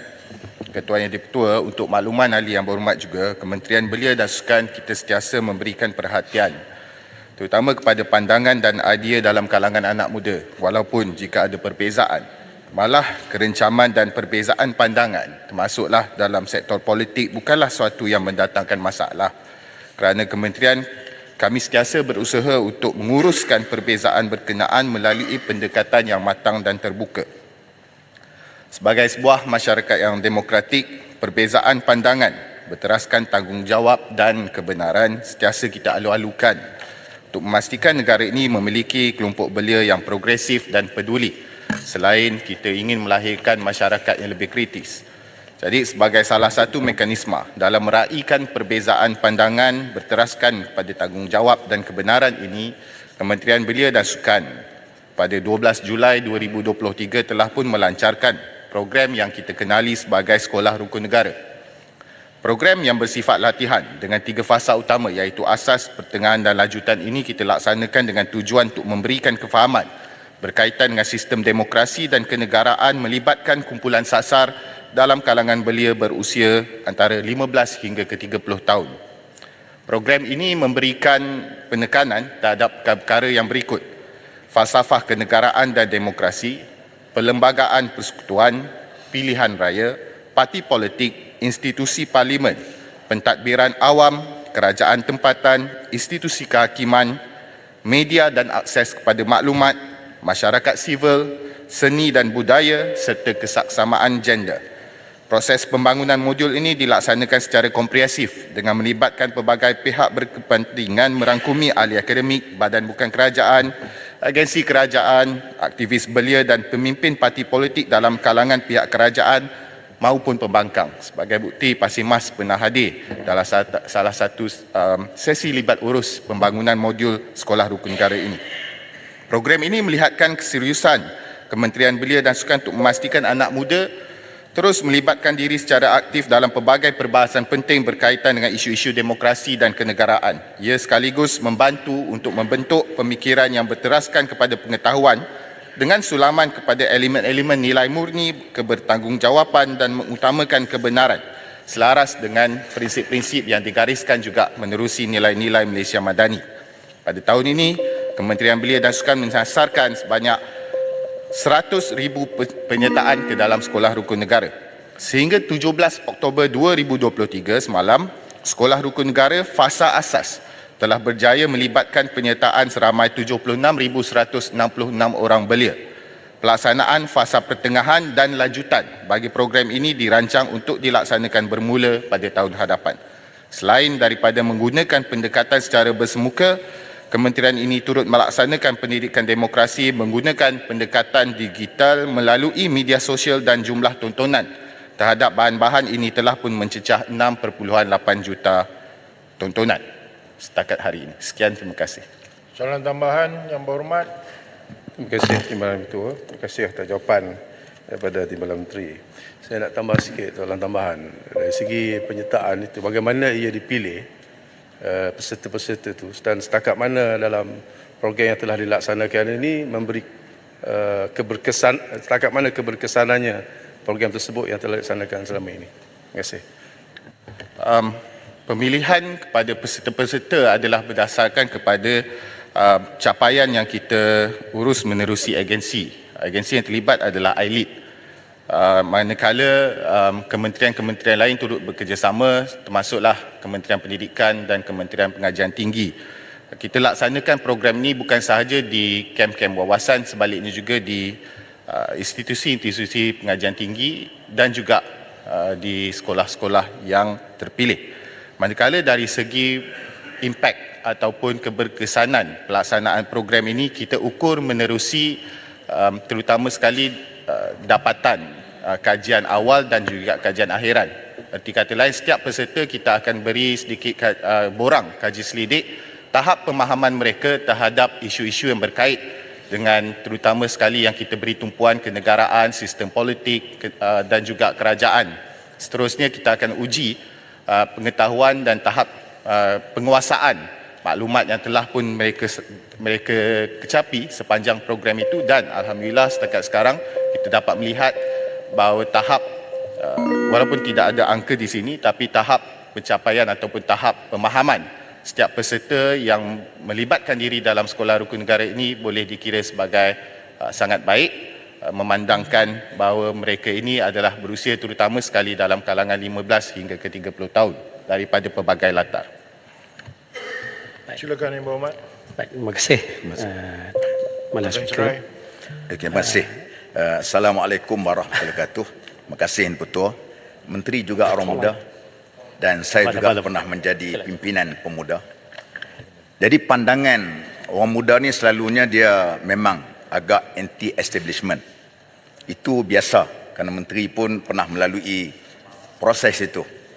Jadi kalau program yang kita nak buat nak paksa orang muda ni ikut apa yang kita buat, tak boleh. Macam patang Arab sebut, kamu boleh paksa kuda pergi minum air, tetapi kamu tak boleh paksa kuda itu minum air. Tempat minum air boleh, tapi nak paksa dia tidak boleh. Maka dengan sebab itu, apa pandangan daripada menteri berkenaan dengan perkara-perkara mutakhir yang berlaku pada hari ini, apabila sekatan-sekatan maklumat seolah-olah macam satu ugutan yang dikenakan kepada mereka kalangan anak-anak muda ni yang memang mesra dengan IT ataupun dengan media sosial ini, yang mana ugutan-ugutan ini menyebabkan mereka rasakan tidak selesa, sehingga kan mereka bertindak di luar daripada apa yang sepatutnya kita lihat. Kita nak orang muda ni biar mereka kritis. Kami dalam parti pun sama. Sebab tu saya selalu suka orang muda biar try and error. Salah tidak apa, tapi orang tua tidak boleh buat gitu. Apa pandangan daripada menteri berkenaan dengan hal trend yang berlaku pada hari ini, sekatan-sekatan yang dibuat terhadap media sosial untuk memberikan kebebasan kepada anak muda untuk meluahkan pandangan-pandangan mereka, asalkan bukan fitnah. Terima kasih, Menteri. Baik. Terima kasih Bagan Serai. Saya yakin bahawa concern dengan izin yang dikemukakan oleh Bagan Serai ini adalah satu perbincangan ataupun conversation yang sedang berlaku sekarang. Saya percaya yang pertama sekali, terutama sekali dalam segi agensi pelaksanaan atau penguatkuasa dalam bidang mengawal selia platform media sosial. Ini terutama sekali bukanlah di bawah Kementerian Belia dan Sukan, baliknya di bawah SKMM, KKD. Tapi setiap langkah yang diambil oleh kerajaan, terutama sekali dalam menyelia kandungan-kandungan yang tersiar dalam media sosial, terutama sekali platform-platform yang banyak digunakan sekarang seperti TikTok, Twitter dan sebagainya, tentu sekali melibatkan perkara-perkara yang mengikut peruntukan undang-undang. Ia tidak boleh lebih daripada apa yang diperuntukkan oleh undang-undang. Terutama dalam zaman pasca kebenaran. Yang berhormat, kita tahu Tuan Yang Dipertua banyak maklumat-maklumat yang kita perlu tapis dan juga perlu pastikan bahawa ianya tidak tersasar daripada terutama sekali fakta sebenar. Dan dalam menangkis isu-isu fitnah, isu-isu misinformation dan juga penyongsangan maklumat-maklumat serta naratif-naratif terutama yang berkait dengan politik, golongan belia ini perlu kita beri panduan. Dan sebab itu langkah-langkah yang diambil oleh Kementerian Belia dan Sukan adalah untuk menitik beratkan kepada objektiviti dalam kita berfikir. Dan modul-modul yang dikeluarkan terutama menerusi Sekolah Rukun Negara tadi turut menyentuh soal media dan juga akses maklumat. Kita bukannya bagi tahu apa yang betul, apa yang salah semata-mata. Sebaliknya kita pimpin dan kita didik supaya golongan belia ini boleh berfikir secara kritis, boleh membuat perbandingan dan boleh melakukan orang kata analisa sendiri bagaimana untuk mencari satu-satu kebenaran dengan berfikir secara objektif dan lebih kritis. Kita tidak menyokong mana-mana sekatan maklumat yang melampaui terutama sekali peruntukan undang-undang. Namun kita yakin dan kita pertahankan, kerajaan pertahankan bahawa itu juga adalah satu keperluan terutama dalam zaman yang kita sebut sebagai pasca kebenaran ini, di mana kita mahu misinformation, salah maklumat dan juga berita-berita palsu ini turut kita kekang supaya masyarakat kita dapat jaga keharmoniannya. Terima kasih. Yang berhormat, sekarang tamatlah sesi untuk waktu pertanyaan bagi jawapan lisan pada hari ini. Terima kasih Yang Berhormat. Yang Hormat, saya bangun di bawah peraturan mesyuarat. Peraturan mesyuarat berapa? 18.1 dan 2. Baik. Saya telah hantar usul pada 16 hari bulan. Hari ini 18. Saya belum mendapat jawapan berhubung dengan sekatan untuk menggunakan peranti bagi pengekstriman ucapan daripada ahli parlimen. Sebab kalau kiranya kita ingin membuat peraturan demikian, isytiharkan saja bahawa parlimen tidak membenarkan pengekstriman TikTok. Jadi bersenang rakyat dunia tahu apa yang berlaku di Malaysia sekarang. Kerana selepas parlimen habis kita boleh kat luar kita cakap juga. Tapi ini penting sebab orang nak tengok live. Sebab kerajaan dulu memperjuangkan live, semua live. Kita bagi semua. Tapi bila dia orang dapat jadi kerajaan, mereka telah sekat sana dan sini. Ini yang Muhammad sesuatu yang tidak wajar berlaku. Dan Muhammad sebut bahawa kita boleh menggunakan YouTube dan juga RTM. Bila RTM nak buat coverage kepada kami? Muka jari pun tak tunjuk dah sekarang. Jadi kita mengharapkan RTM berlaku hadir. Dia tak boleh hadir, dia akan bersama dengan kerajaan. Jadi ini harapan kami ialah melalui yang lain yang dibenarkan kerajaan. Kalau tidak, kerajaan haramkan saja TikTok, no problem. Ataupun isytiharkan negara ini yang boleh sekat orang ni negara sosialis. Ini bukan ruang Apakah untuk ini berbahas. negara sosialis? Ya, Muhammad? Bukan ruang untuk membahas, maklumkan apa yang dikaitkan Bukan, sekarang ni saya masuk bawah 18.1 yang Muhammad. Saya dah faham. Perbahasan saya terlampau panjang. Jadi saya tak boleh masuk tajuk ni. Sebab saya nak fokus kepada bajet yang nampaknya ketidakadilan berlaku. Saya ambil maklum dan saya faham soalan. Saya rasa dah cukup dah. Jadi apakah 18.1 saya tidak akan dijawab lagi? Saya akan jawab ni. Okey. Terima kasih. Terima kasih Speaker yang masih lagi berjiwa demokratik. Jangan jadi jiwa sosialis. Tahan sana, tahan sini. Baik, Yang Berhormat. Yang Berhormat, apa yang Berhormat Arau telah ungkapkan sebentar tadi berkaitan 18.1, saya telah mendapat pemakluman dua usul yang Berhormat Arau di bawah Peraturan Mesyuarat 18 masih dalam pertimbangan yang Berhormat Tan Sri Speaker. Ada notan pada saya. Baik. Hormat, saya ni hormat yang berhormat sebab misa yang berhormat yang cukup cantik ya. Tapi saya nak beritahu yang berhormat menyebut di parlimen ini semasa akhir parlimen semalam kerajaan ada 16 orang, kami 21. Kami begitu prihatin tentang parlimen. Yang berhormat kata semua sekali makluman yang dihantar akan dijawab dalam masa 24 jam.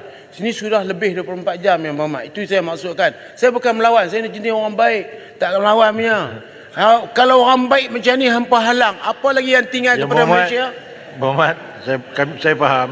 Tapi ketetapan ini telah semua usul-usul akan diputuskan oleh Speaker. Jadi saya telah mendapat pemakluman Speaker, ia dalam pertimbangan Speaker. InsyaAllah sebentar lagi Speaker akan naik. Ya. Baik.